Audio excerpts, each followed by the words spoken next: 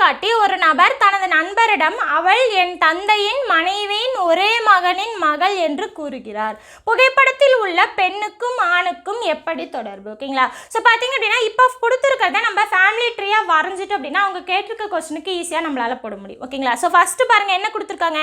இந்த இடத்துல யாராவது இன்னொருத்தவங்க கிட்ட சொல்லியிருக்காங்க அப்படின்னா யார் சொல்கிறாங்களோ அவங்க இதுலேருந்து எடுத்துட்டீங்க அப்படின்னா உங்களுக்கு ஈஸியாக இருக்கும். ஓகேங்களா. ஸோ என்ன சொல்கிறாரு பாருங்கள். ஒரு நபர் தனது நண்பரிடம். ஓகேங்களா. ஒரு நபர்னு சொல்லியிருக்காங்க, அது ஆனா பொண்ணான்னு சொல்லலை. ஓகேங்களா.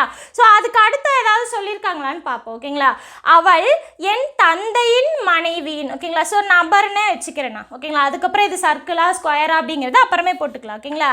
ஸோ ஒரு நபர் என்ன சொல்கிறாரு அப்படின்னா என் தந்தையின், இவரோட தந்தை, அப்போ இவங்களுக்கு முன்னாடி ஜென்ரேஷன், ஸோ அப்பா. ஓகேங்களா. அதுக்கப்புறம் பார்த்தீங்க அப்படின்னா தந்தை அப்படின்னா ஸ்கொயரில் போட்டுக்கலாம். ஓகேங்களா. மனைவியின், தந்தையோட மனைவி யார் இந்த இடத்துல வருமா. ஸோ அவங்களோட சேம் ஜென்ரேஷன் பக்கவாட்டில் எழுதுவோம். இவங்க வந்து மனைவி, இவருக்கு மனைவி அப்படின்னா இவருக்கு என்னவா இருக்கும், அம்மாவாக இருக்கும். ஓகேங்களா. ஸோ அடுத்து பார்த்தீங்க அப்படின்னா ஒரே மகனின் மகள். ஓகேங்களா. ஸோ ஒரே மகனோட மகள் அப்படின்னு சொல்லியிருக்காங்க.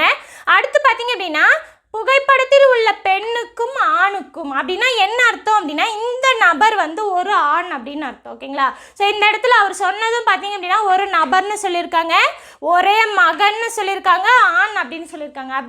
அப்படிங்கும்போது இது வந்து ஆண். ஓகேங்களா. அந்த நபர் வந்து ஒரு ஆண். ஸோ இப்போ என்ன அர்த்தம் அப்படின்னா அந்த தந்தைக்கும் அம்மாவுக்கும் ஒரே மகன் அப்படின்னா என்ன அர்த்தம், இவர் தான் அந்த மகன். கரெக்டா. ஸோ இந்த மகனோட மகள், மகள்னா எப்படி போடுவோம், சர்க்கிள் போடுவோம். ஓகேங்களா. ஸோ இந்த பொண்ணு தான் அந்த ஃபோட்டோவில் இருக்க பொண்ணு. ஓகேங்களா. அந்த ஃபோட்டோவில் இருக்க பொண்ணுக்கும் இந்த நபருக்கும் இடையே உள்ள தொடர்பு என்ன? ஸோ அந்த நபரோட மகள் தான் பார்த்தீங்க அப்படின்னா அந்த பொண்ணு. ஆப்ஷன் ஏ தான் ஆன்சர். ஓகேங்களா.